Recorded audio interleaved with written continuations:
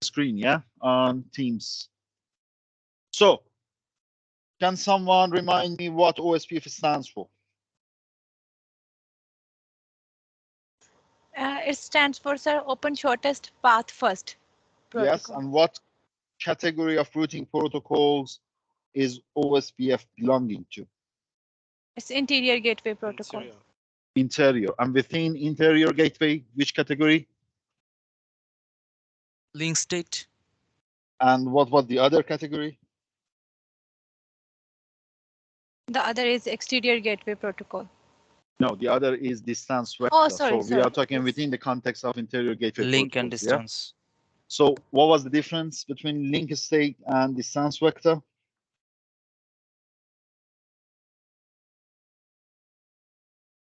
How they are different? One is based on up count and the other one is based on the metric. No, both of them are using metrics, but metrics in the context of distance vector is different from metrics in the context of linked state. How are they different, the metrics? So metric is basically the cost. And for any routing protocol, regardless of the type, you always want to have the lowest cost or the best metric to get to that destination network. But metric is different from one protocol to another. So in RIP, it's hop count. Yes. In EIGRP, it's a composite metric, if you remember. We had K1 to K5 or K1 to K7, depending on the enhanced version or the normal version. Composite metrics, things like reliability, load, bandwidth, etc. What is the metric for OSPF? As the name suggests, the shortest path. So the lowest cost in terms of the shortest path. It works based on Dijkstra's algorithm, if you remember. Yeah. Now tell me how distance vector routing protocols are different from linked state routing protocols.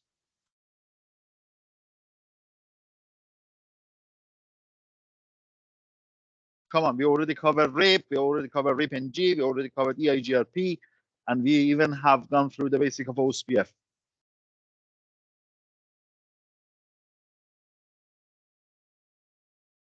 Anyone? EIGRP is an advanced distance vector because it has redundancy, which is different from RIP. I'm saying, what is the difference between distance vector routing protocols than linked state routing protocols? So distance vector, they see things with two words, distance and vector. What is the distance? What is the vector? The distance is the next up. The distance is the metric or the cost. The distance is the metric, which happens in RIP to be the hop count, which happens in EIGRP to be a composite metric. So metric or cost. And what about vector? Vector in distance vector routing protocols means next hop. It's like a road sign saying that if you want to go to Reload coffee shop, you need to go that way. It doesn't tell you exactly which hops you need to go one by one, what is the entire topology, or what is the entire route for you to take in order to get to the Reload coffee shop. It just tells you, in order to get to Reload coffee shop, your next hop or the next place that you need to go from here is this side. Yeah, so only pointing to next hop. Whereas in linked state protocols like OSPF, like ISIS, you're going to have the entire topology of the network. It's not just next hop. You're going to have the entire topology. It's like you asking me as an OSPF router, how can I get to Reload coffee shop? And I would say, you know what? You need to take this route, get to the lift, press and go to the third floor. On the third floor, make a left, get inside, make another left, and that is where Reload coffee shop is. So in fact, I am aware of the entire route or entire path for me from here to my destination. So link state routing protocols like OSPF, therefore, they're going to have information about the entire topology and all the available routes and paths. And then they're going to run Dijkstra algorithm over that information, over the entire topology, and then find out what is the best, lowest metric or best, lowest cost route in order to get to that destination. So similar to any other protocols, at the very beginning, you're going to establish some adjacencies. You're going to establish some neighborhood chips with between those OSPF routers. And then you're going to see how this protocol manages communication between OSPF routers. Previously, we have seen that with EIGRP routers, if you remember. There are certain commands that you run in order to configure OSPF routers, and there are certain commands that you run in order to verify the status of the protocol. One thing with OSPF that you learned today is how OSPF advertises the default route. What is the default route? Anyone?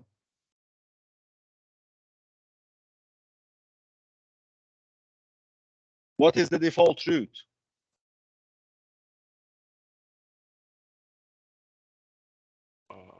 Designated route.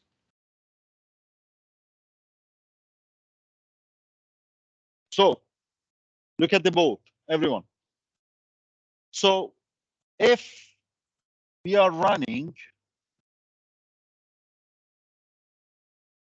any routing protocol, any dynamic routing protocols like OSPF, like EIGRP, between this guy and this guy, or even if you have 100 other routers within this autonomous system, that's fine. But you can't simulate the entire internet cloud, all the networks that exist there in the backbone of the internet, all those subnets, more than 1 million subnets just in the core of the internet. You can't advertise 1 million entries within your network, within your organization.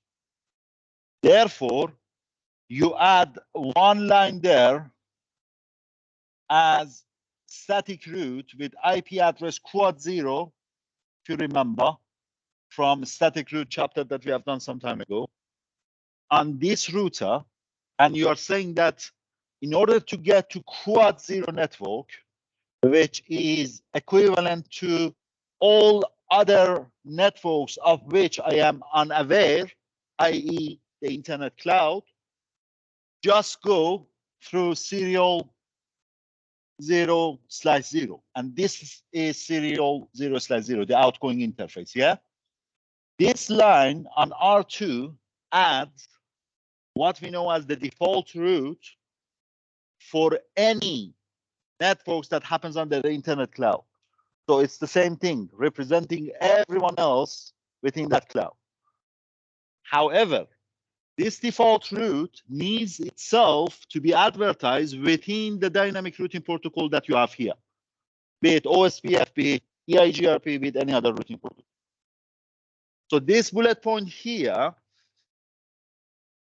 tells you how you can advertise this default route that you have added here within this routing protocol, be it OSPF here in this case, so that all those 100 other routers that you have inside your autonomous system, they have a clue about how to reach the internet cloud, i.e.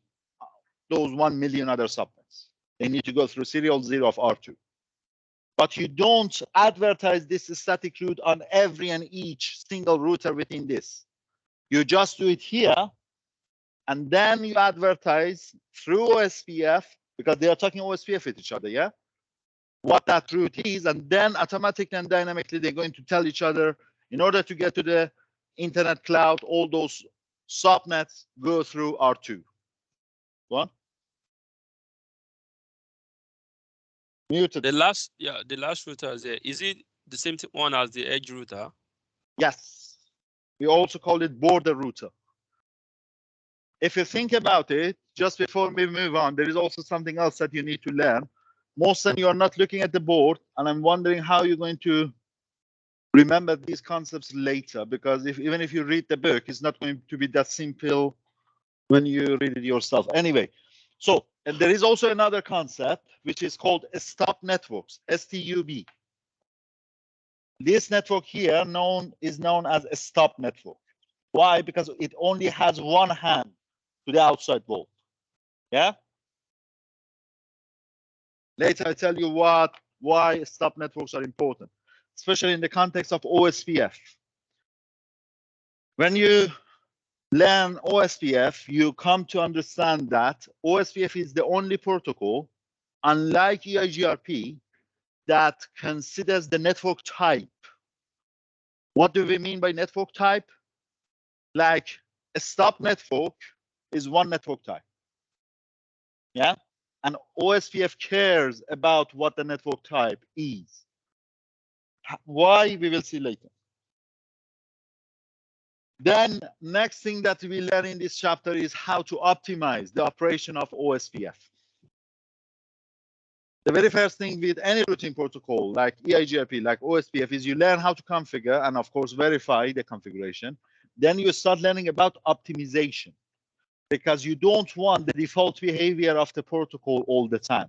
Sometimes you have to make it more efficient, and that's why you need to know certain commands which allow you to manually or statically change certain parameters. We're going to see them shortly, what they are.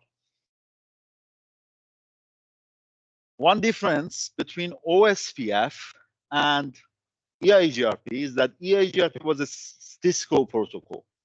Yeah, we used to call it, if you remember, proprietary protocol. Whereas OSPF is open standard, not a proprietary protocol. And therefore, any vendor can freely implement it, which is, again, why it is very important for you to understand this protocol. In one way, not in all ways, but in one way, OSPF is important in a sense that it overcomes the shortcomings of distance vector routing protocols. Why?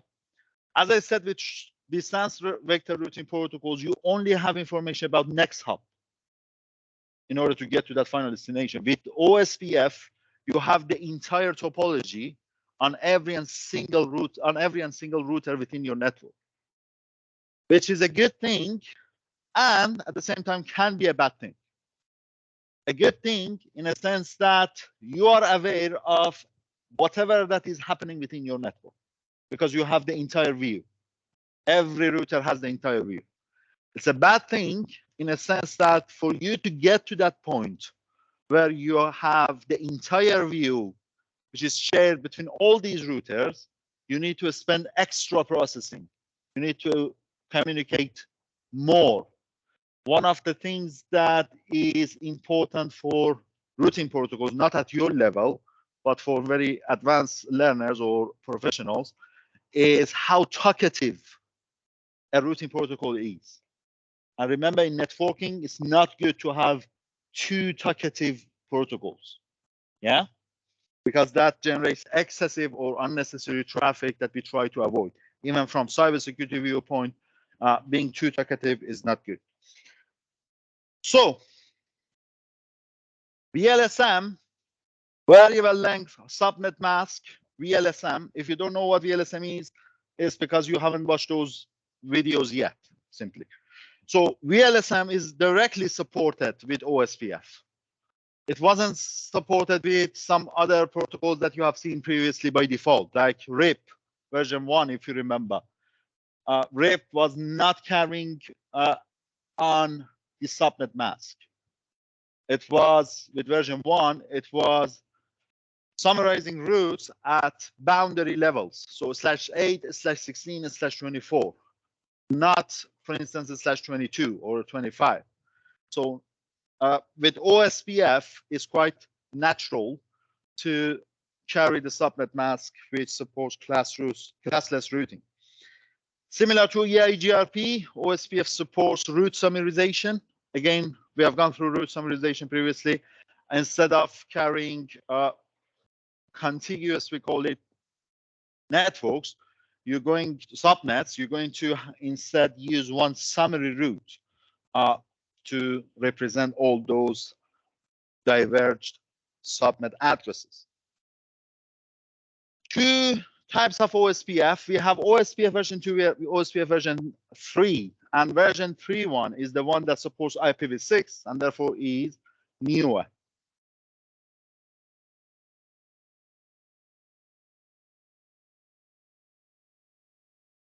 So we said at the end of the day with OSPF, all routers are going to share the same view. That happens by OSPF routers communicating with each other, what we know as LSAs, link state advertisements. Later, you will get to know all 5 types of message types within OSPF. LSA is the content within LSUs, link state updates. And you need to understand what LSA stands for, what LSU stands for. So these LSAs are being exchanged. And as a result of this, at the end of the day, you're going to have a global shared view over your network ownership, meaning that which subnet belongs to which router.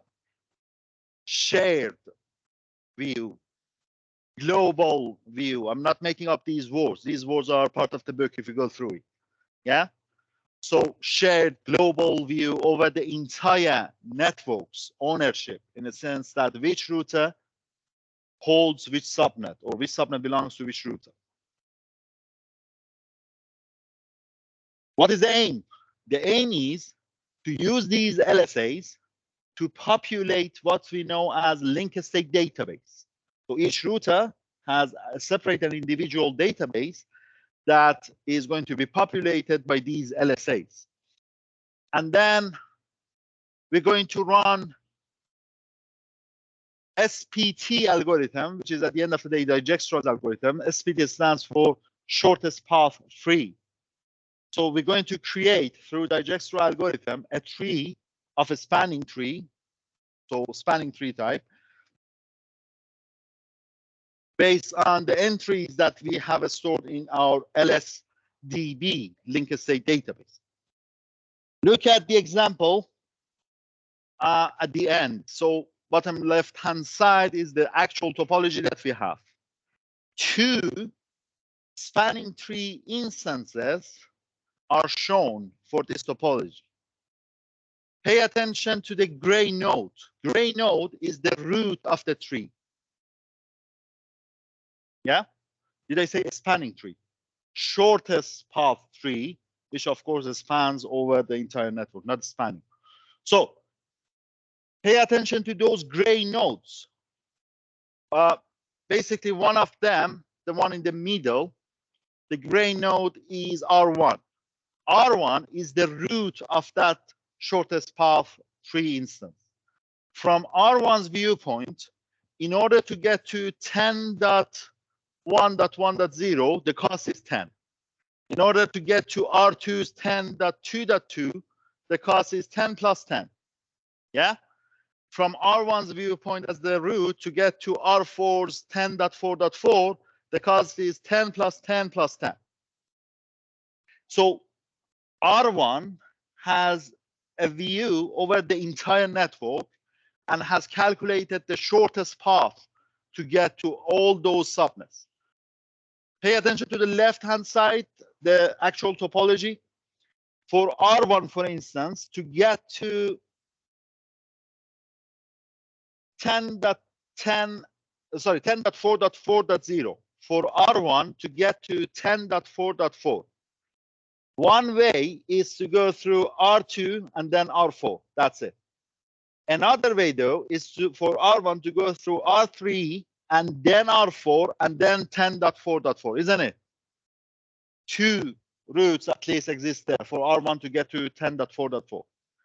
What the instance for shortest path 3, SPT instance here, the one which is preferred is the one that has the lowest cost. Because if you go that way through R3, you're going to have 10 plus 20 and then plus 10, you're going to have 40. But if you go through R2, you're going to have 10 plus 10 plus 10, you're going to have 30. So the best metric or the best route is going to be the one through R2, not the one through R3. But the main idea for you is to understand that different instances of this tree, shortest path tree, will be created locally on each router based on linked state database information that each router has. And the best instance is the one that has the lowest cost to all the destinations, but from the perspective of the root of that tree, which is R1, the one that you see in the middle, or R4, the one that you see on the right-hand side. Any question on this one?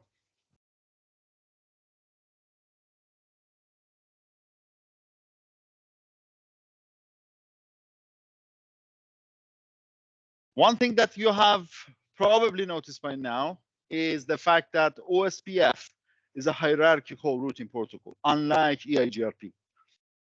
So, unlike RIP as well. Hierarchical with 2 tier or 2 layers of hierarchy, with area 0 and any other areas as the second tier. Area 0 is known as the backbone area of OSPF, and all other areas must be connected to area 0. If the area that you are talking about is not area 0, then they cannot directly communicate unless they go through backbone, unless they go through area 0. Pay attention to the illustration at the end. Again, area 12 on the left-hand side. If he wants to communicate to area 34, needs to send certain link state messages that you're going to learn not this week, but next week, through area 0 to area 34. In advanced OSPF that hopefully you will learn later, if not in this course, you're going to learn how these non-backbone areas can be connected. There is a way, but this is not the default behavior. The default behavior is that it must be a hierarchy and everything is going to go through the backbone area. Again, in a well-designed OSPF network, you don't see end users sitting in area 0. You don't see them. Yeah. So end users will be connected to other areas, other non-backbone areas. But area 0 is going to be just the backbone, as the name suggests, connecting those non-backbone areas together. We spoke about different routing protocols, and the first thing that we always go through is different message types that they have. Sometimes we have similarities, sometimes we have differences. Like here, the first message type, which is hello message, is similar to what you have seen with EIGRP as well. So what is the idea of hello message for any protocol, including OSPF? Anyone remembers from EIGRP anything? What does hello message do in EIGRP?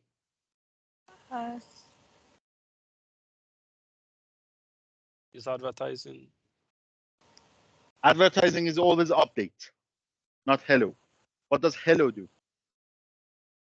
So it finds the neighbors around the. Yes, to establish adjacency, or to establish or set up the neighborship, and then to maintain those neighbors. Remember, I told you that hello acts as a mechanism for me to find out whether my neighbors are alive or if they go dead. I'm going to send, let's say every 5 seconds, every 10 seconds, I'm going to send some hello messages periodically. So I'm going to do that at every 10-second intervals. And then in relation to a hello timer, we also have a dead timer or a wait timer on the other side. And it's usually 4 times hello timer for OSPF. If you remember, which I'm sure you don't remember, For EIGRP, it was 3 times hello. For OSPF, it's going to be by default 4 times hello. Meaning that my neighbor is going to wait for 4 times or 4 multiply by my hello interval. So 4 times 10 seconds, which is 40 seconds. And if within 40 seconds, my neighbor has not received any hello from me, my neighbor will assume that I am dead and is going to bring down that neighborhood or that adjacency and is going to recalculate based on linked state database all the routes that used to go through me because I'm dead now, yeah, to find out what are the alternatives. Now, if you now remember with this example, EIGRP was clever in a sense that we had not only best route, but the best backup route.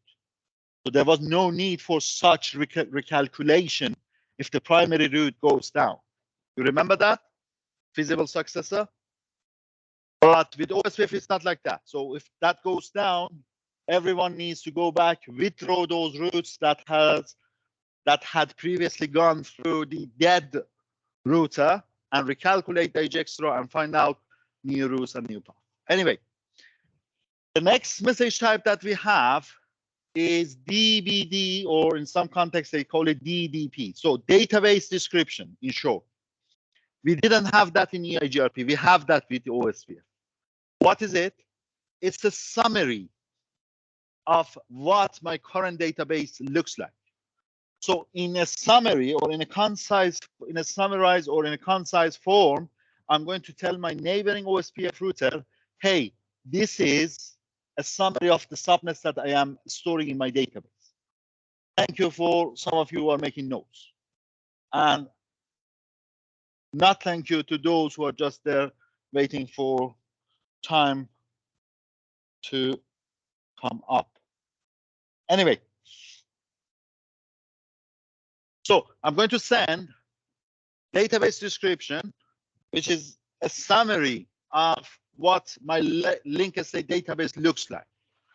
And then my neighbor looks at my summary, and if he is interested in any particular information from the DBD that he doesn't have, but I am having that information, he's going to send me linked state requests, explicitly saying that this piece of subnets that you have advertised previously to me in your database description is interesting. I don't have that. Can you send it to me? And then I'm going to send him an explicit LSA, linked state advertisement. LSA itself is not a message type. I see some students are confused. LSA is in fact the information within LSU, linked state update. Remember that, yeah?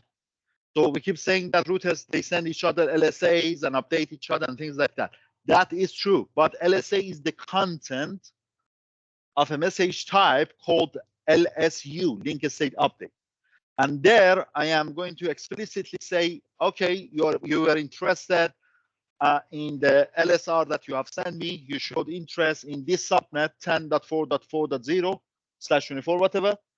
And this is the full subnet, and this is the full route to get into that sub. And then the interesting part is linked state acknowledgement. So you see, a mechanism for reliability for OSPF exists. Because if you remember, acknowledgement is a mechanism for reliability. Yeah, when we say something, the student is going to say, yes, I have understood what you said. Therefore, it's going to acknowledge the comprehension or the receipt of the information that we have sent them. So that makes OSPF, with regards to acknowledgement, a reliable protocol. Because we usually see reliability in the context of TCP UDP layer 4. But here we are talking about routing protocols which are network layer 3, if you remember, protocols. And we can see that even with OSPF, to some extent, not exactly like TCP, but to some extent, we can have reliability in the sense that we can acknowledge the receipt of LSUs.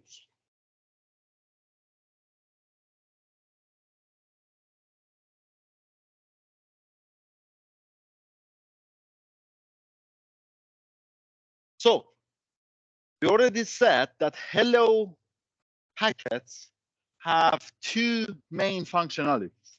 The first one is what Faiza said earlier, basically to establish the adjacency. And the second thing was to provide a mechanism to keep the session between those neighbors alive and to come to know when a failure happens or when a router goes down. What are the exact data fields that we have within those hello packets? Because I told you hello packets are going to be sent at certain intervals periodically, and we keep sending them, yeah, and our neighbor keeps receiving them. What are the information within hello packets? The exact information there. First of all, there is a router ID. The router ID, you can set it yourself using some commands that you will learn later. Or if you don't set it yourself, the OSPF router is going to pick up one of the active interfaces and then choose the IP address for that active interface as the router ID for that OSPF router.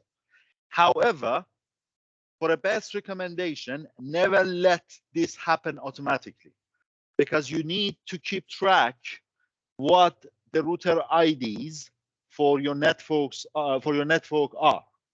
The reason is that these router IDs, as the name suggests, becomes identification for these entities, for these routers. And then within your spanning tree calculations, you're going to find out, okay, this router ID is saying that for me to get to that subnet, the cost is this. Is it right or not? You don't need to spend time finding out which router ID is being used or being claimed by that router because you have forgotten to assign it manually yourself. So we usually assign that manually. And then not only assigning them statically or manually is better, but also we usually use a loopback interface of a given router as the router ID, OSPF router ID for that router. Why a loopback? Why not we choose one of the physical interfaces and assign router ID as that physical interface, IP, whatever it is? Why we go with loopback instead? Anyone?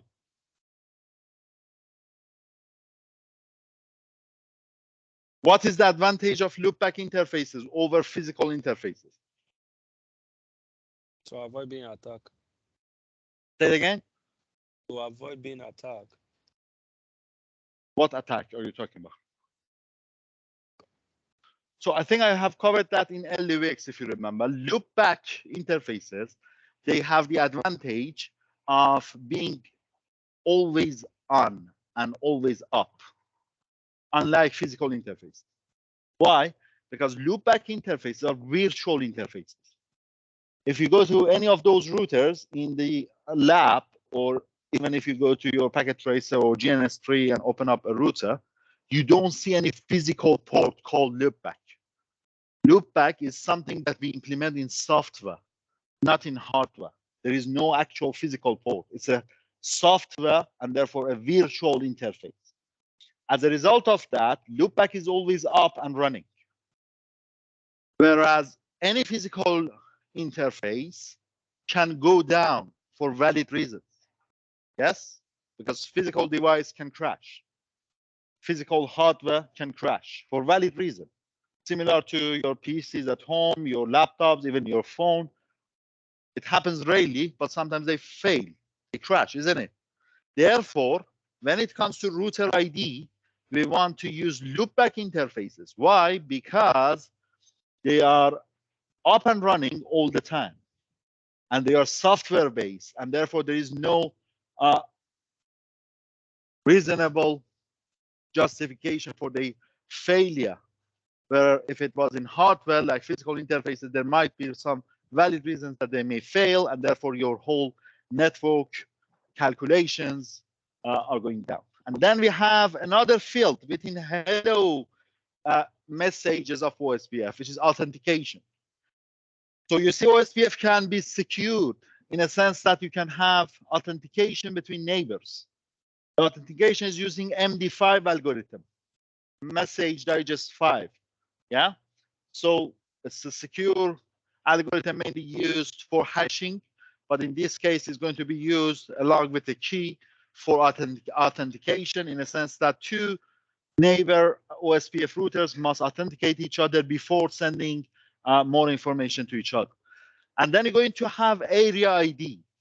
You remember I told you that areas are used within OSPF. In fact, OSPF is a hierarchical routing protocol. Now, those two routers, like in this case on the board, R1 and R2, for them to establish adjacency, they must be part of the same area. In more particular way, if I want to explain, so this interface, let's say, is fast internet 0/0, and this interface, which is fast internet 0/0 as well, they must belong to the same area, and then that adjacency happens. The mask for those two fast internet interfaces must be the same. So let's say here on the board it's 10.0.0.0/24. Therefore, this and this interface, 10.0.0.1, should be a /24, and 10.0.0.2 should also be a /24. So interface address mask should be the same. Interface priority for each hello message that you send, you're going also to send interface priority. What is interface priority? It's a number, it's a value. And that value changes between 0 and 255. So from 0 to 255. Interface priority has certain use cases that you see within this chapter. And that is for the election of designated router or BDR, backup designated router. What DR and BDR are, you're going to see later. But for now, just remember that inside hello messages, we're going to have a data field where we carry the interface priority. And then two important fields within hello packet, the hello interval and dead interval. You know what they are. Yeah, so I told you earlier that this is a mechanism to make sure that the neighborhood or the adjacency is up and running. So let's say 10 seconds, every 10 seconds, I'm going to send hello. And if 10 times 4, 40 seconds, if you don't hear within 40 seconds from me, then I'm considered dead. Therefore, that's dead interval. The next field is very important. Once the election has been done, the router ID for designated router, which I told you and I promised you to let you know what it is later, the router ID for that router is going to be placed within this field in hello messages. So if you think about it, with these different fields within the hello message itself is quite informative, isn't it? Even from cybersecurity viewpoint, you are giving much information about your OSPF network just with hello message, even without any LSUs or LSAs or LSRs or link state acknowledgements being exchanged yet. Even with just simple hello message, you are saying too much, isn't it? You are saying who is, from your viewpoint, who is your designated router. You are saying what your interface priority is. You are saying what is the subnet mask that you're expecting your neighbor to be on, etc., etc. So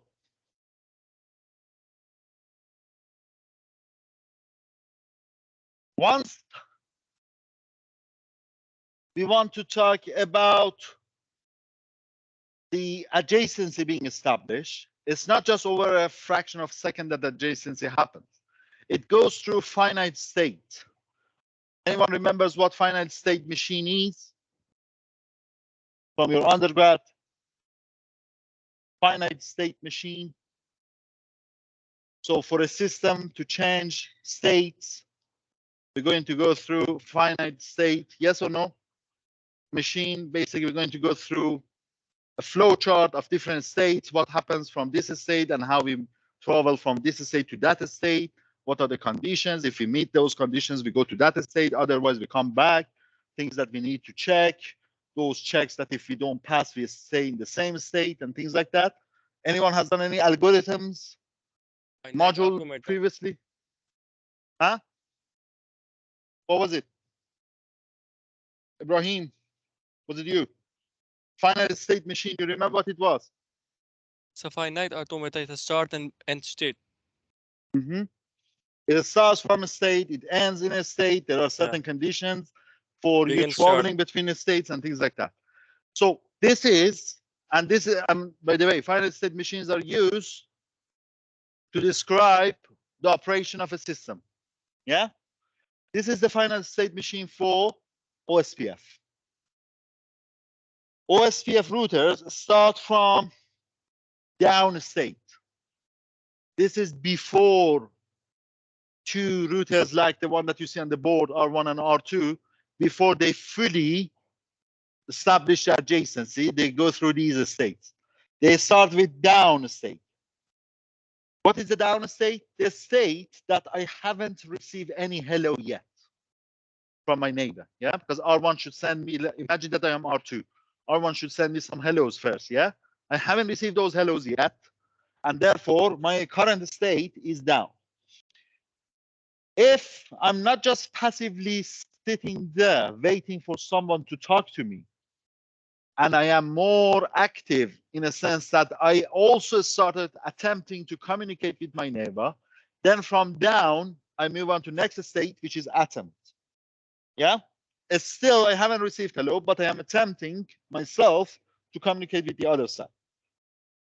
Once the hello from my neighbor was received, now I am moving to another state.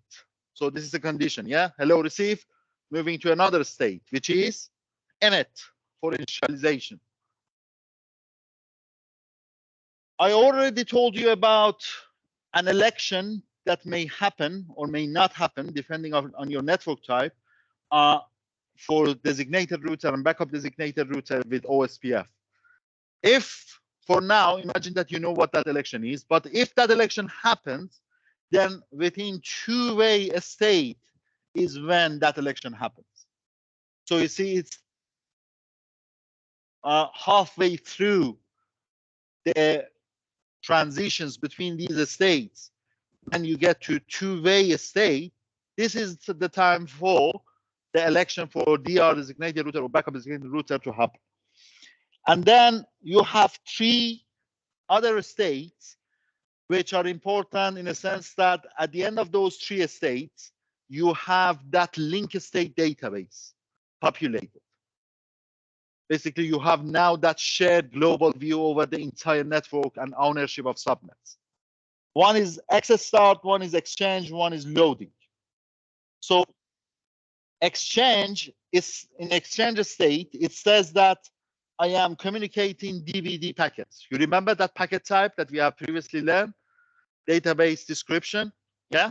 So that DVD, if you remember, I told you that what is the content of DVD? I told you that a summary, yes, of my database or how my database looks like in a concise version or concise format. That summary is only exchanged within the exchange state itself. Remember, we are not yet neighbors. All these states must be traveled up until we get to full state, and then I can call my neighboring router my OSPF neighbor. So then we have loading. Loading state is when LSRs are sent and received. What are LSRs? Link state requests. You remember I told you after you exchange some link state database, DVDs, then your neighbor will say, your database seems interesting for me in regards to this particular subnet. Can you send me more information about that? That comes in the form of LSRs, link state requests. In response to LSRs, my update is going to send me some LSUs, link state updates, which contains LSAs, link state advertisements, which I'm going to acknowledge with link state acknowledgements. And then final state, once we both have a shared database or a shared view over the entire network and the topology, is full state when I am completely having an identical database as yours or as you. So after the full state, after we are both in full state, as you would imagine, we both have the identical linked state database, isn't it? Because we have exchanged with each other all the information that we have. We have shared all information that we have. And therefore, you are now in a position to know all the subnets. Let's say you are R1 and I am R4. You are now in a position to have all the subnets within this network, and you have calculated how to get to them. I am R4 and I am also having the same information as you, and I have calculated my own path, my own routes, my own metrics to get to all those subnets. But we both know about all subnets and how to get to them and what is the best routes. Yeah, the most economical cost metric for me to get to those destinations.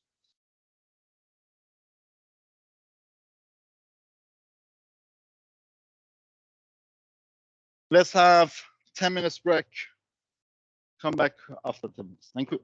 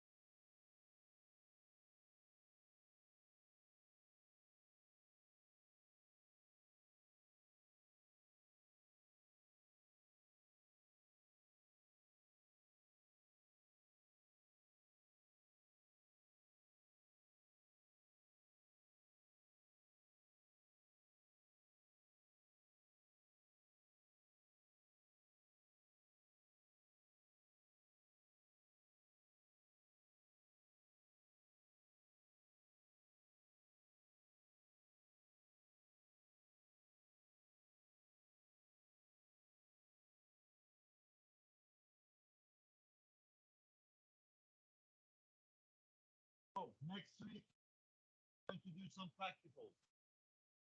On time. Next week, we are going to do some practicals. Make sure you are here on time. We go through some practicals for next week. Make sure you revise the previous chapters. Make sure you go through the slides, labs, and also make sure you go through the videos, of course. When you come, sit according to your groupings, the grouping that we have done since week 1. So sit next to your partner, and then we're going to do some practicals. Is it different from another one? Oh, yes, yes. Most probably, wait for Anaida to announce it officially, but most probably, we're going to move your practicals from Wednesday to the next Wednesday, to the Wednesday after next Wednesday, yeah? Because on Wednesday, which is 30th of November, we're going to have another event here. Unfortunately, we have to reschedule that workshop. But wait for Anaida, she's going to announce it officially on Teams, yeah? I'm talking about my module. We're going to do some practicals for my module next week this time. Everyone needs to be here. I'm going to check the attendance list as well, make sure that you haven't missed anything close to 3 sessions or any modules. Remember that you are international students, your case is quite sensitive.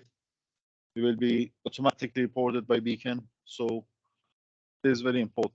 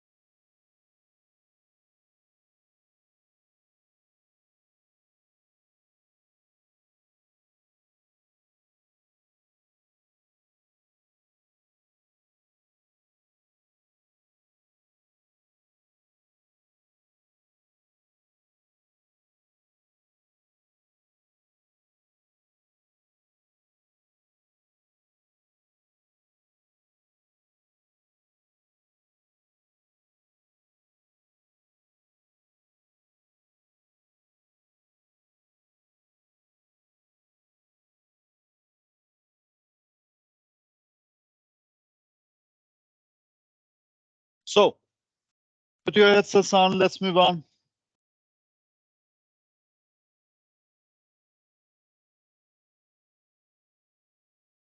I talked quite a lot today and also previously about OSPF sometimes needing to run an election for specifying the role of DR and BDR designated router or backup designated router, what they are. Look at the board, or even if you don't look at the board, look at the illustration here and the topology that you see on the top left-hand side. We are talking about scenarios where we have a switch, which is a layer 2 device. And as you know, all switch ports are part of the same broadcast domain, i.e. the same subnet, being in the middle or at the center of 4 other routers, which speak OSPF. So 4 OSPF speakers or 4 routers that have OSPF enabled, now they are going to form adjacency or neighborship, but not directly with each other, through a layer 2 switch device sitting in the middle. And also, if you remember, I told you that OSPF is the only routing protocol that you learn here that cares about the network type. This type of the network is called broadcast network type. Why do we call it broadcast? Broadcast network type in the context of OSPF. Yes, don't confuse it with unicast, multicast, broadcast communication. This is not that. This is a network type called broadcast. Why is it called broadcast? Because you've got a broadcast domain. Can you hear me? You've got a broadcast domain with that switch at the center of 4 OSPF routers that are connected to each other through that switch and are supposed to establish OSPF neighborship or adjacency with each other. If we have scenarios like this, what is the issue? The issue is that because you are not point to point anymore, look at the board, R1 and R2, they have network type point to point. Whereas there or here, where you have a switch in between, the network type is not point to point anymore. In between, you have a layer 2 device, and all these 4 are connected to the same broadcast domain through that switch. So the network type is called broadcast, not point to point anymore. In point to point network type for OSPF, which is this example, everything is very, very default and normal. We establish adjacency, we exchange some hello message types, we exchange some LSAs, we exchange some DVDs, etc., etc. But there is only 2 routers per segment. There is only 2 routers per adjacency. Whereas here or here, which is the same thing, it's not just 2 routers wanting to establish OSPF adjacency. 4 routers. And all those 4, 5, 10, 100, 1 million routers which are connected to that switch keep sending and keep sharing LSAs with each other, link state advertisements. Yes, because all of them are part of the same broadcast domain through that switch. That situation results in inefficiency. And that inefficiency is known as floods of LSAs. R1 keeps sending LSAs, R2 keeps sending LSAs, but they are part of the same broadcast domain, so they will exchange it to everyone else. R3, R4. Soon the whole segment here is going to be bombarded with LSAs. Yes? To avoid this situation, we say what? We say one of you guys should become the boss. And that boss is designated router. And everyone else instead of trying to establish adjacency with everyone else, will only establish adjacency with the bus, which is with the designated router. They send the LSAs only to DR router, not to every other router. And then DR router, who is the boss, is going to update everyone else himself. Therefore, we will break down that flood, we control that flood. So instead of everyone establishing OSPF adjacency with everyone else, everyone is only established adjacency with designated router. And because we are super smart, we are not only appointing the boss, but we also appoint a deputy to the boss, which becomes backup designated router, just in case that designated router fails. This happens only within broadcast network types of OSPF. Because if it was like this, point to point, everything is default. Yeah, I'm establishing one adjacency with my neighbor, and my neighbor is going to establish that adjacency with me. So this is the main idea of selection of DR-BDR. How does that process happen? You have seen that with many other protocols. If you remember previously, we have seen even with spanning tree protocols for switches, that when it comes to situations like this, we're going to have some election. Election happens through some information that you have and some information that I have, and we see which one is more favorable, which one must have priority, and then that person becomes DR. Similar case here. These broadcast network type is also known as multi-access, because multiple routers or multiple OSPF speakers at the same time, they have access to this segment of the network, because there is a switch in between which shares the same broadcast domain.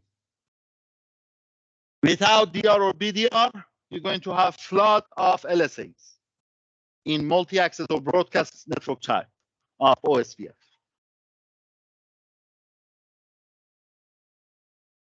How do we configure OSPF? We have two different ways. The first one is the usual suspect, the one that you have seen it previously as well with other protocols. You go and activate the routing protocol, in this case OSPF, and then you start issuing network command. For those of you who have followed labs so far, network command is going to advertise that subnet within that dynamic routing protocol, be it being RIP, being EIGRP, or in this case OSPF. That is one way. Another way for configuring OSPF or a parallel solution is to go to each individual OSPF interface of that router and enable that interface to participate in OSPF exchanges. So we're going to see those two ways now in more details. If you're going to use the first approach, which is through network statement or network command, things that you need to remember is that that network command that you are issuing, the subnet that you put in front of network statement, must match one of that router's interfaces, IPs that you have assigned. So if I am saying that under router OSPF command, network command 10.10.0.0.0/255 as the wildcard mask, then simply I am referring to this network. 10.0.0.0/24. And then if I want to use this with network command of OSPF, one of the router's interface must be 10.0.0.0.1.2.3, whatever, but part of this address. You can't have R1, let's say, 11.0.0.0 subnets being assigned to interfaces, but here on R1, you are advertising 10 network 10.0. Does that make sense?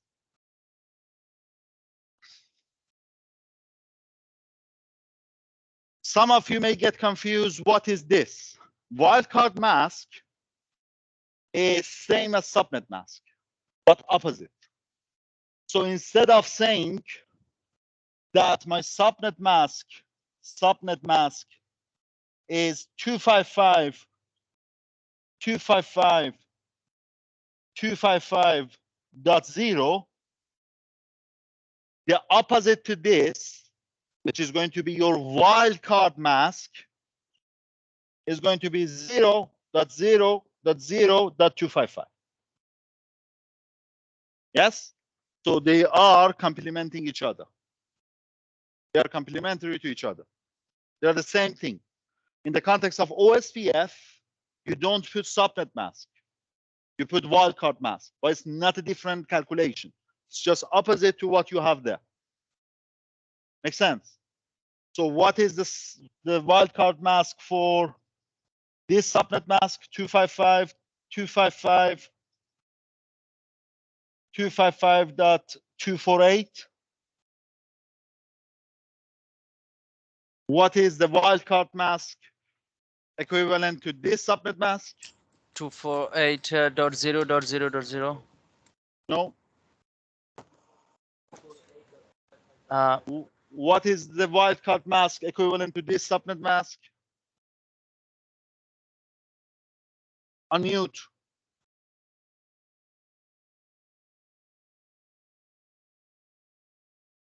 Let's go octet by octet. What is the opposite to this octet? 0 to this octet. 0, 0 to this octet. 0, And to this octet? 7. Maximum is 255. Yeah? Make sense? So this thing here is exactly the same thing here. Some protocols like RIP, like EIGRP, will ask you to put subnet mask. Some protocols like OSPF will ask you to put wildcard mask. They're not two different things. They are the same thing, depending on how you say it. Yeah? So for instance, if my wildcard mask is 0.0.255.255, can you tell me what is the can you tell me in a slash notation? In a slash notation, what is my subnet mask?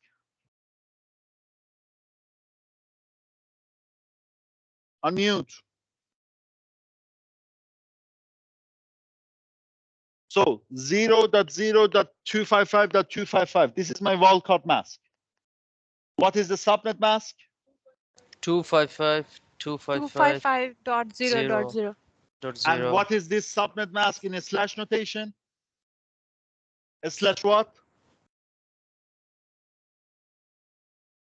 24. This is almost end of advanced communication network, and you haven't even studied CCNA 1 yet. And one student was asking me, when do you cover the remaining 24 chapters for CCNP? You know when I cover it? In 100 years time. 255.255.0.0. What is the subnet mask? In a slash notation. Slide 16. Come on, guys.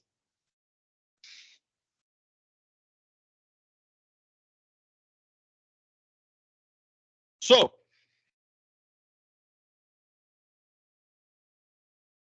what is the command that we need to put in order to enable or configure OSPF? We said the first way is through network statement.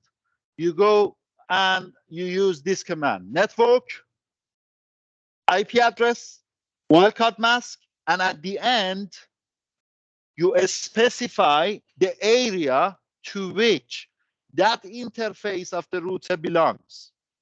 Let's say here between R1 and R2, I only have the backbone area, which is area 0. Yeah. So I put area 0 at the end. This is again something that you don't have with EIGRP. Yeah, EIGRP doesn't have areas. We said that OSPF is the only protocol that is a hierarchical protocol with 2 tiers. Yeah. So you specify the area number at the end.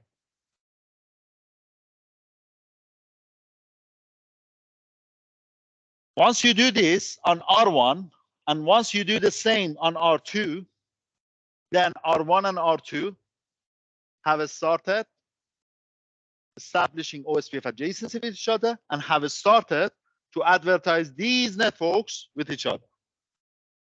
Even if you have 100 other networks, as simple as that. You put it here with network command, and R1 and R2 are going to automatically send hello message types, link state requests, DVDs, link state acknowledgements, and all those 5 different message types to each other, updating each other about these subnets that they are aware of.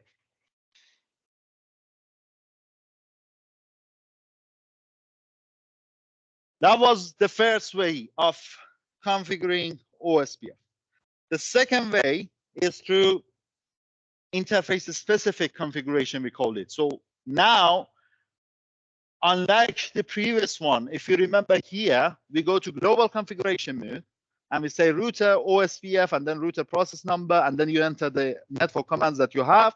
Here, you don't do it in global configuration mode. You go to interface configuration mode. Let's say you go to interface gigabit 0/0, which may be this one, for instance. And inside interface itself, you say, you know what? Start advertising, IP address 10.0.0.1.255.255.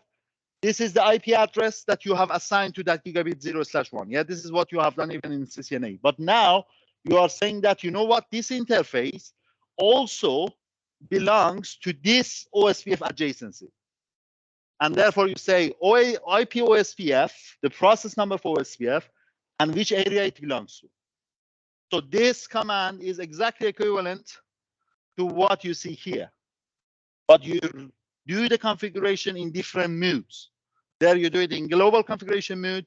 Here you do it per interface. Therefore, here you need to go to that interface as well. You do the same thing that side. Now, if you do this, that same subnet, which is 10.0.0.0/24, is going to be put into link state advertisement and sent to my neighbor. It's similar to this network, to this command here, 10.0.0.0/24, which of course comes here in the form of wildcard mask. Yeah, so 255.255.255.0 becomes 0.0.0.255, and then area 0. You don't do anything else on the interface here, whereas here, you don't do anything on the global configuration mode. Instead, you do everything under the interface mode. Make sense?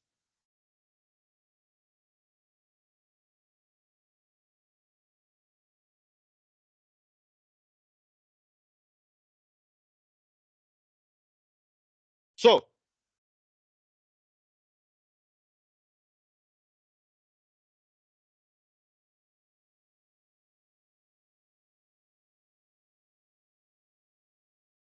I told you earlier that this is important, that each OSPF speaker must have what we know as a router ID.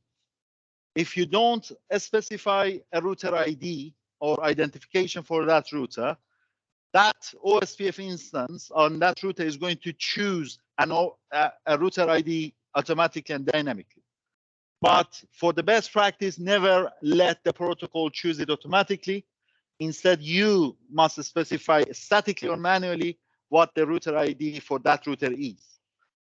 That router ID, as the name suggests, is an ID, identification for that router that participates into OSPF calculation. That comes in the form of an IP address. And we usually, as I said earlier, we're going to assign loopback, one of the loopback interfaces on that router,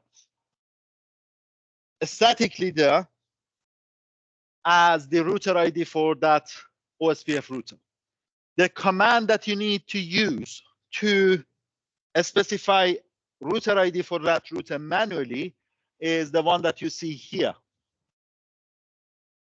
Yeah, router ID.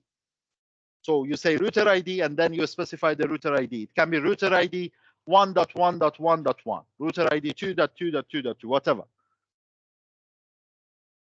If, of course, you do it late And therefore, the protocol previously has assigned some router ID dynamically, then you need to clear the IP-OSPF process command. You issue clear IP-OSPF process command in order to refresh, and in order for you, for the router ID that you manually or statically set to get affected. Yeah, for enforcing that newly added router ID, make sure that you clear the router IP-OSPF process once you have changed it manually yourself.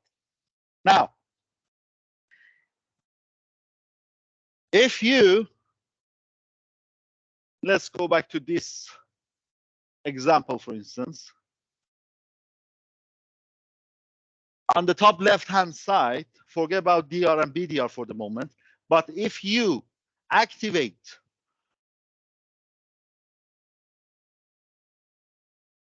OSPF on all those 4 routers and start saying that network command, and advertise all the subnets that you have, all those routers are going to start exchanging OSPF information with all OSPF neighbors. But this is not what we want. Why? Imagine that you have some N machines, some PCs connected here. Imagine that this router is connected to a switch, and then that switch is connected to 24 or 48 employees who are sitting here. Do they need a routing update? Are they part of your OSPF network? No. OSPF or any routing protocol operates between routers. Yes? So end users, those users who are sitting next to your switch, they don't need to hear anything about hello messages, anything to do with link state advertisement, etc., etc. Therefore, it's very realistic that sometimes you need to make certain ports of the router passive. The command that you need to do is use the passive command, as the name suggests here, or if you want to passive all of them by default, issue passive interface default, which makes all the interfaces passive, and then manually only enable OSPF on interfaces like this one. Look at the board, which is really a neighbor, an OSPF speaker, and is pointing to an OSPF adjacency. But if there is some switches here or some end users there, make them passive. Why? The first thing that you can think of is cybersecurity. You don't want to send OSPF information to the end user directly. Yeah, so there is no need. And it's excessive traffic. So make those interfaces that do not participate in OSPF passive. Make sense?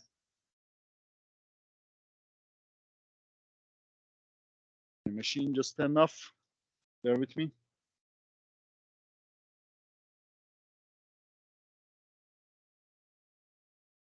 Now I think it's a good time to go through next slide, where we talk about the conditions that must exist for 2 routers to establish adjacency.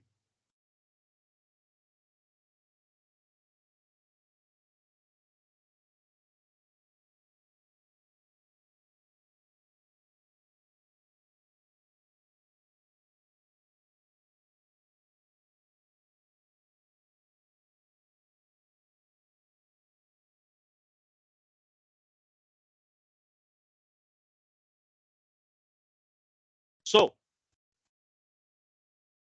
next slide is very important. And also, the same slide for EIGRP is important as well. What are the conditions that should exist there for 2 routers to establish OSPF adjacency? Similar, but not exactly the same conditions. So similar, but not exactly same, sometimes even different conditions can be discussed within the context of EIGRP. So what are the conditions that should be there for two EIGRP routers to establish EIGRP adjacency? If you go back to a previous lecture, you should be able to find that information as well. But for OSPF, between R1 and R2, look at the board, between R1 and R2, to establish OSPF adjacency, these conditions must exist. What are they? The first thing, R1 and R2, or any other routers, must have unique router ID. And as I said earlier, they must have that manually or statically set up by you, rather than leaving it to the algorithm or to the protocol to determine itself. You need to specify it yourself. Interfaces must share the common subnet. Look at the board. Both of these interfaces must be part of the same subnet. You can't assign 10.0.0.2 here, but 11.0.0.1 there. Both of them should belong to the same family, yeah, same subnet. MTUs must match. Anyone remembers what MTU was? What does MTU stand for? CCNA knowledge? CCNA 1 knowledge? Maximum transmission unit. Yeah? MTU at data link layer must match on, let's say, fast Ethernet 0/1, whatever it was on R1, and fast Ethernet 0/2, whatever it was on R2. Yes, their MTU must be the same. Area ID must match. You can't have this interface belonging to area 2 and this one belonging to area 0. They both must be part of the same area. Otherwise, you don't have adjacency there. If we have a scenario here, look at the board. If we have a scenario here, not there, here, we can't establish adjacency if this guy is saying that me, myself, I am DR, and this guy is saying that, no, you know what, I am DR. They all must agree on the same DR and BDR, let's say R2 being DR, before adjacency being established. That's why election happens prior to the full state. You remember the final state machine? Or do I need to go back 1 million slides back to give you a reminder?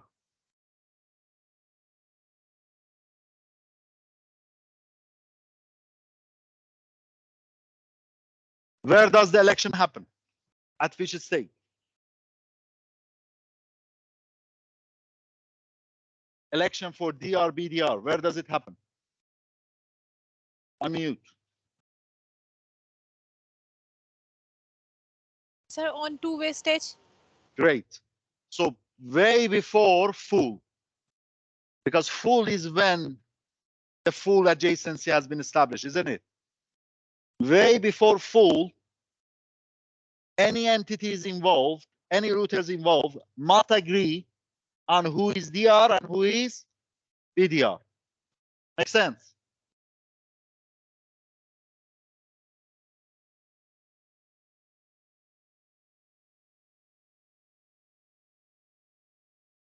Hello and dead timers must match. Look at the board. You can't have 10 seconds hello intervals here with 40 seconds dead interval, whereas here you have 15 and 4 times 15, 60 for the dead interval. You can't have that. The neighborhood won't be established. There is no OSPF adjacency. If it's 10 and 40, this should be 10 and 40 as well. Makes sense?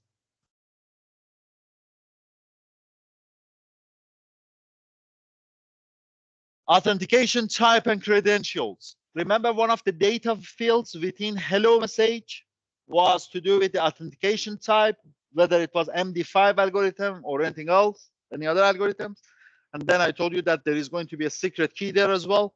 to be used within MD5 algorithm for authentication so that R1 can authenticate R2 and R2 can authenticate R1. That algorithm and the pre-shared key which exists there must match on both ends. Otherwise, OSPF neighborship won't come up. Area flag types must match. What is this? This is more advanced OSPF that you will see in a later chapter, hopefully. So,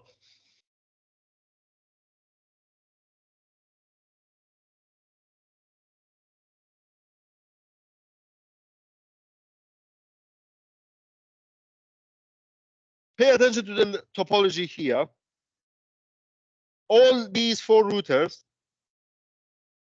have some loopback interfaces being activated. I told you earlier why loopback, not physical interfaces on the routers. And we are using those loopback interfaces as the router ID. Remember, router ID is an IP address which we assign statically or manually on that router. So loopbacks are router ID for those routers. On R1 and R2, on all interfaces, we have used network command. So the first way of configuring OSPF, not the second way. So it's not interface specific configuration, is network command, yeah? And we have established adjacency and we have advertised some networks. R4 is configured with interfaces specific, so not through the network command. And then R2 has set gigabit 0/2 to passive. And you know what passive means, meaning that we are not going to send hello messages for OSPF out gigabit 0/2 on R3. Okay, we are good. We have configured this. We have used those network passive router ID commands that he told us previously, and we have configured everything fine. How to see them and verify them? Show IP OSPF interface brief. What is the result of this show IP interface brief command? What do I see within that?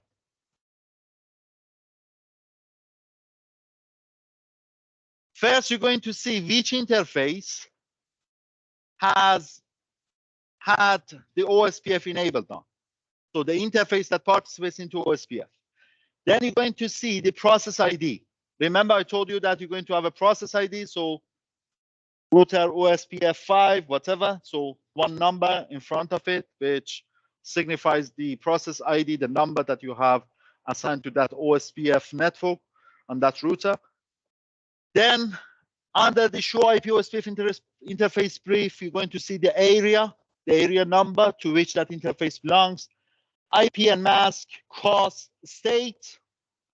So what is important for us with a state is either if we have a multi-access, i.e. broadcast network type, remember, multi-access, i.e. broadcast network type, with show IP interface brief, IP OSPF interface brief, you're going to see which of these 4 interfaces, look at the board, which of these 4 interfaces is in DR, designated router mode.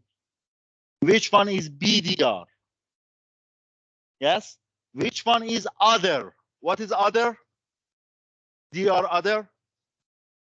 You remember I told you here with multi-access that one interface is going to be the bus and every other interface is going to establish the adjacency with the bus. Other interfaces, if you configure correctly, will be in DR other mode. Whereas the DR itself, let's say this guy is the bus. This is going to be DR. This is going to be DR other. This is going to be DR other, and this is going to be DR other. Of course, one of these 3 will be BDR, but I don't want to confuse you. Yeah? Makes sense? And if the interface state is down, you know again what down means. Yeah? Go back to final state machine, the very first state that we had when we haven't received any hello message yet, and we haven't attempted to send hello to our neighbors yet, then we're going to be in down state. That is going to be verifiable here. Number of neighboring OSPF routers can be seen with neighbors F and then neighbor C as well.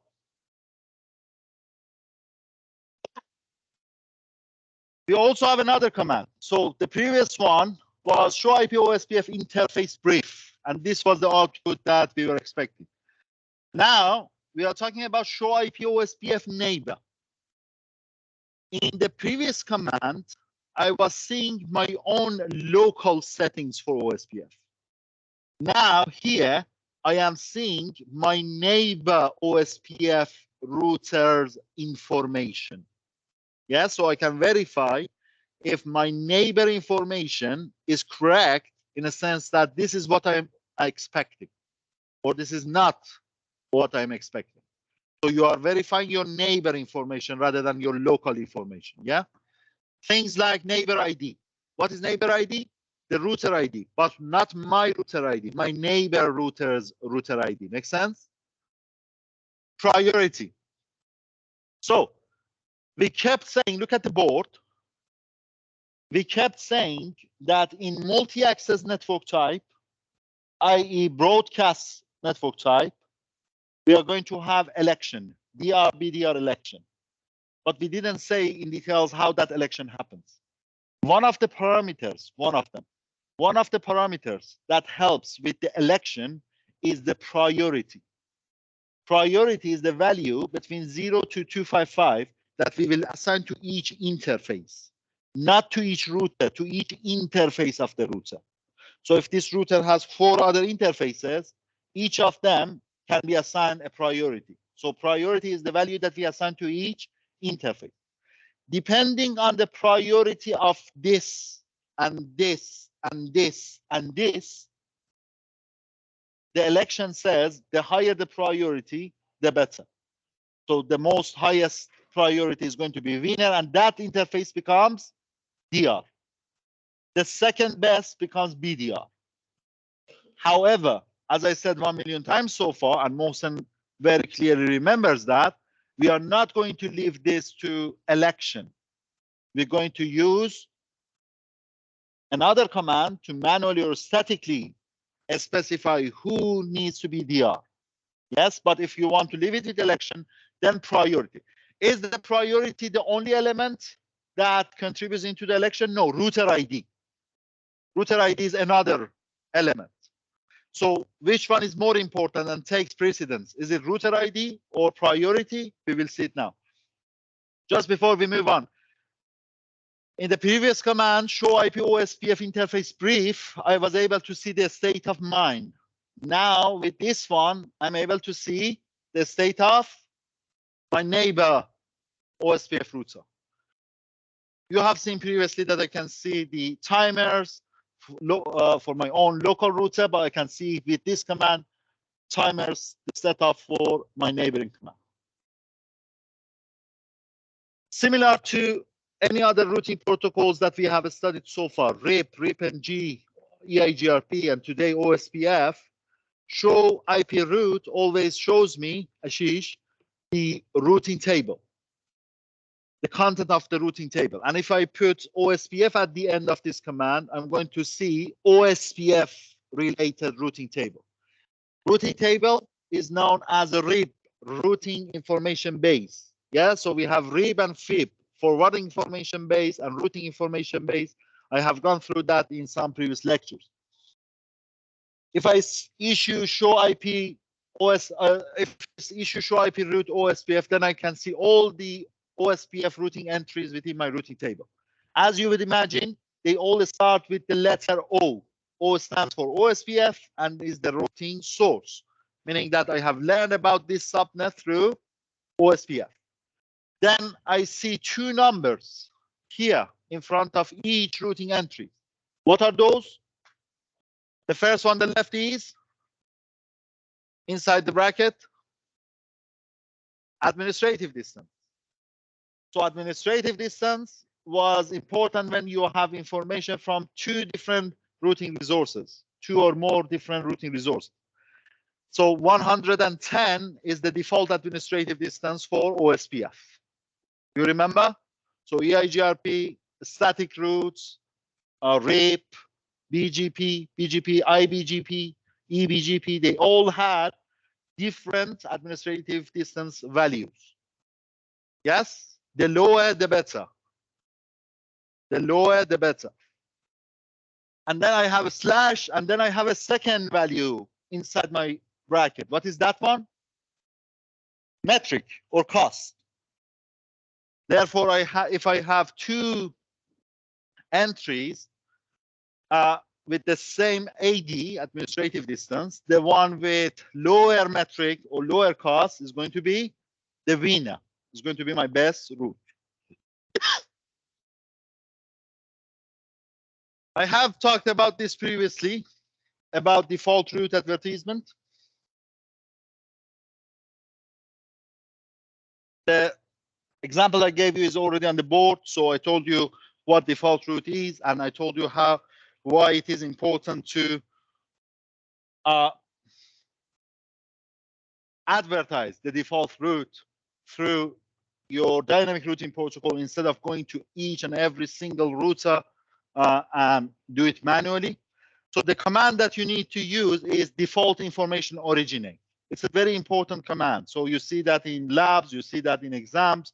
So default information originate, you issue it here on R2. Look at the board on R2, because you have advertised this on R2. And now with default information originate, you tell R2 to advertise this default route to the neighboring OSPF routers. Therefore, everyone comes to know how to get to quad zero network through R2. So the command that you need to enter is default information route. So this is also another example. On R1, look at R1, where R1 is. R1 is the edge router or the border router in this example. On R1, we have issued this static IP command, IP route quad zero network, and this is the next hop.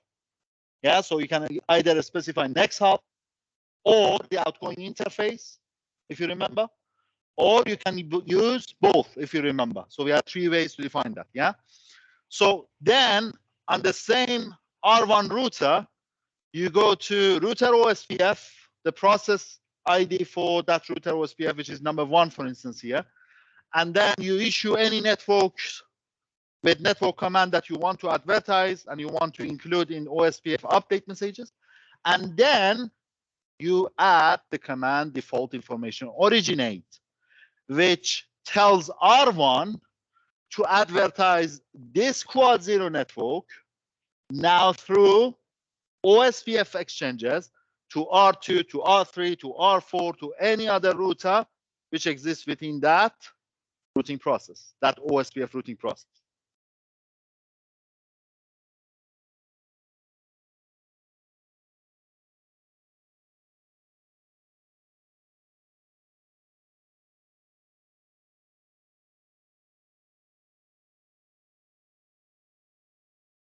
Let's talk a little bit about metric calculation, cost or metric calculation.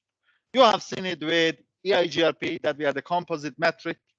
We had different parameters contributing into the calculation for the composite metric for EIGRP. With OSPF, to calculate cost, the formula is not as complex as EIGRP. It's very simple. Yeah. Remember, complexity is not always a good thing, especially as you get to lower layers of OSI or TCP/IP protocol stack. Because the more complex your functions are, then the more complex for you to implement them, the more delay that you're going to have. So, and of course, the more costly your solution. The formula for calculation of cost in OSPF is a simple division. So in this fraction, I've got the numerator and I've got the denominator. Yeah, what is the numerator? I'm testing your English vocab now. What is the numerator? Reference bandwidth. Reference bandwidth. Reference bandwidth by default is the speed is the speed of fast Ethernet interfaces. What is the default speed? The 100 default speed Mbps. for fast Ethernet interfaces is 100 megabit per second. That's the default speed for fast Ethernet. What we know as fast Ethernet, yeah, we keep saying fast Ethernet interface 1/0, whatever. The default speed for these sort of interfaces is 100 megabit per second. So you put that in the you put that on the top, and then at the bottom you're going to put what we have as Interface bandwidth. the actual interface bandwidth. I'm not talking about the nominal or actual here. That is not what I mean. I'm talking about the interface type that you have. Look at the board between R1 and R2. If this link is of the type T1, then you're going to have that for the denominator. If the interface type for this link is gigabit Ethernet, then you're going to have that. That is the final cost, not the denominator, my bad. That is going to be what you put underneath here. Let's say we are talking about fast Ethernet. You are saying that this link is fast Ethernet. What was on the top? 100. And what is at the bottom for the denominator? 100 again. So 100 over 100 becomes 1.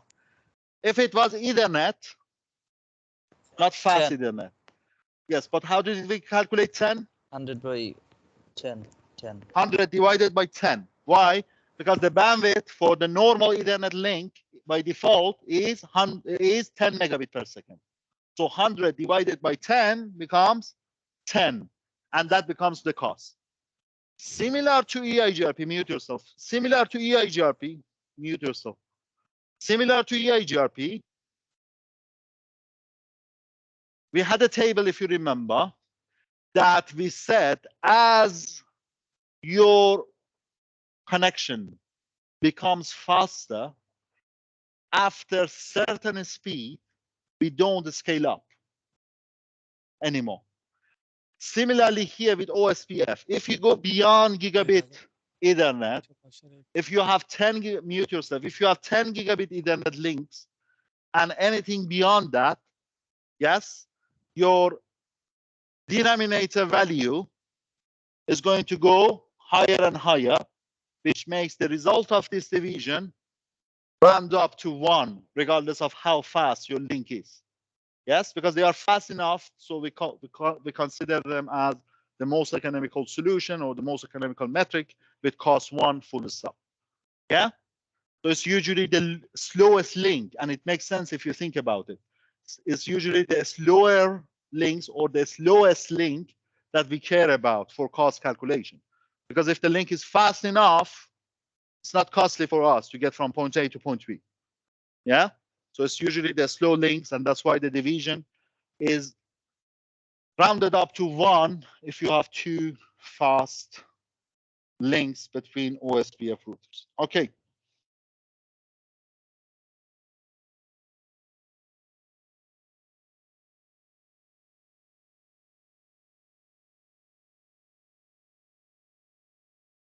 Failure detection. How does R1 and R2 in the example here, how do they know whether there has been a failure and therefore they need to recalculate things?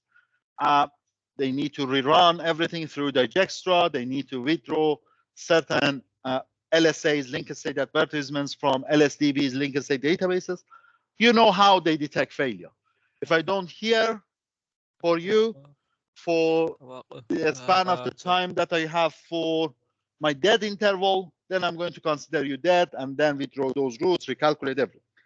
So the point for you is that you need to understand that if we have topology change, i.e. if I have a failure in the link or on any of these OSPF speakers, I have to send out certain link state advertisements saying that, you know what, these routes have gone down, these subnets have gone down because that router has gone down, and if you want to reach them, if I have information, I'm going to share that information with you. What about the timer's intervals? Is it set in stone? No. we have some default values, but using this command IP OSPF hello interval, you can modify it yourself.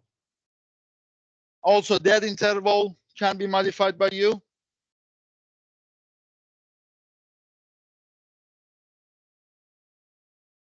About DR and BDR election, I told you that each interface is going to be assigned with a priority value. Priority changes from 0 to 255. Don't save a heat. The slide says it changes from 1 to 255. Yes, I know, but priority 0 is also acceptable. When do you assign priority 0?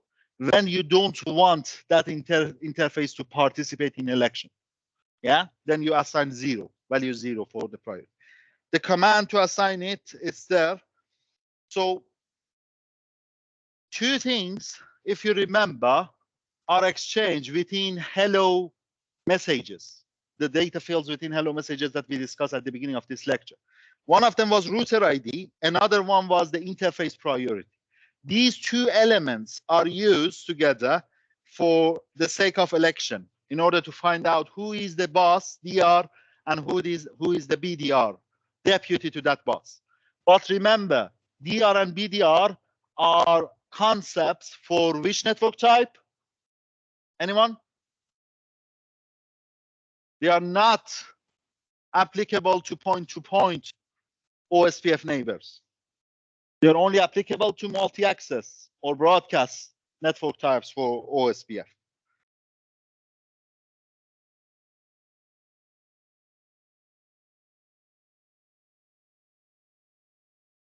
So if you go under the interface, a specific interface that you're after, and then you issue the command IP OSPF priority, let's say under fast Ethernet 0/1 for the example that you see on the board for R1, then you can override the default value for the priority.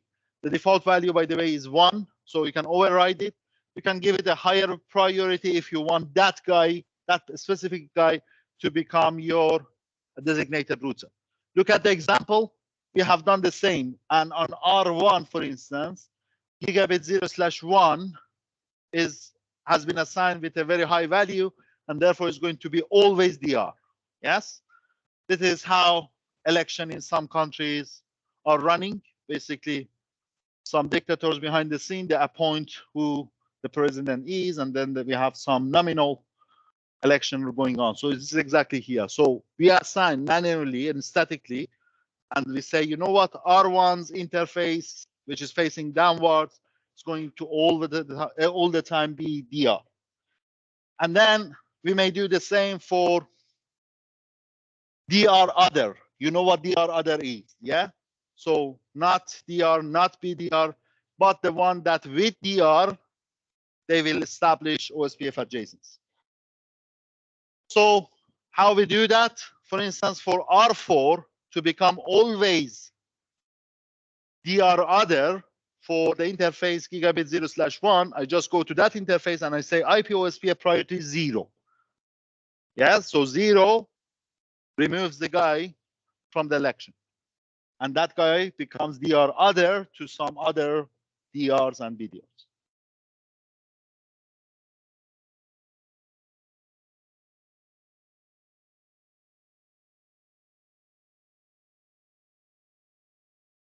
I told you earlier that OSPF is one of the only protocols that you learn here that cares about network type. We have gone through different network types implicitly, not explicitly so far, but here you see them explicitly what they are. So we may have broadcasts, we may have non-broadcasts. So these are OSPF network types.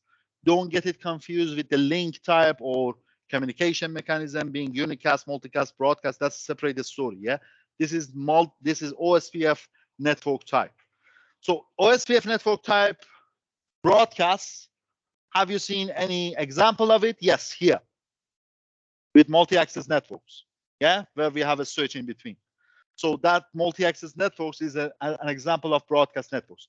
Do we need to do election in multi-access broadcast type of OSPF networks?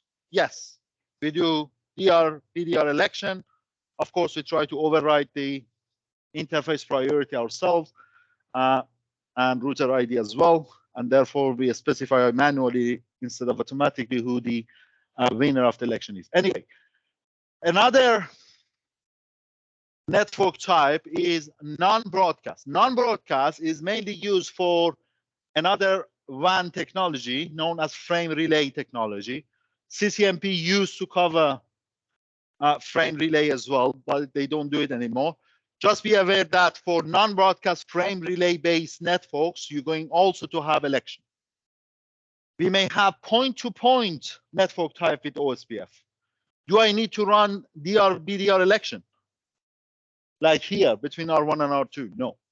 Yeah, so there's no DR-BDR election as such. What is the default timer value for hello with point-to-point? 10 seconds. What is the default value for dead timer? It's always 4 times hello time. So 4 times 10 becomes 40. Point to multi-point, another network type, more advanced stuff. I don't want you to go through it, but loopback, I cannot start advertising loopback interfaces into my OSPF communication as well, but the election and timer are not applicable to always up loopback interface. So, and that's a summary of the first 3, not the first 3, but the most important 3 network types and things that we have already gone through. Sometimes, guys, for instance, if you are dealing with broadcast OSPF network type, like the example that we had earlier with multi-access, you need to specify that manually using IP OSPF network broadcast command to let routers know that they are connected to a multi-access segment, let's say to that switch. Look at the example here. Therefore, they can participate into DR-BDR elections. So you need to specify the network type. If it's point-to-point, you say IP OSPF network point-to-point. And also for the loopback, which is going to be the default for loopback network types for OSPF anyway. So thank you very much. I've got 2 students here who are now going to present.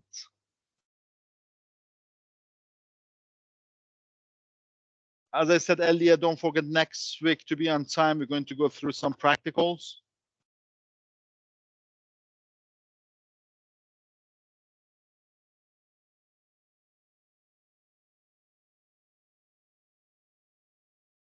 Who are presenting today? Raise your hand. Gulam is presenting. Who is the second person? Are you going to test me to see if I have made some notes? Yes, I did. So it's Ashita Jahan Poli, but she's not here anyway. So, Gulam, go on. Put your presentation on. For next week,